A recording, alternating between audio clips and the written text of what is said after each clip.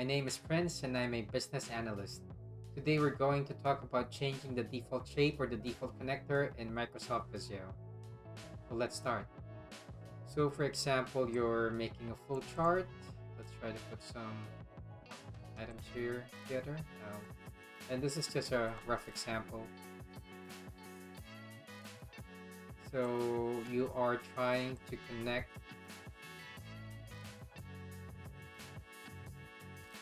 your processes, and this is what the default connector looks like. If you want to change the default behavior, this is what you need to do. Click on More Shapes and click on Show Document Stencil. Once you do that, it will show all the shapes that you have on your screen. Go to Dynamic Connector because this is what we want to change, right? Right click on Dynamic Connector, click on Edit Master and Edit Master Shape. So for example, you want the arrowhead to look like this.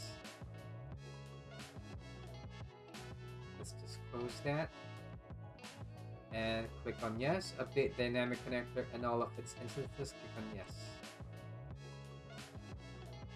So it changes all the instances in your flowchart. And if you add a new one, add a new connector, it should follow the default shape that you have set. That's it. That's the simple way of changing the default connector for Microsoft Visio. Thanks for watching.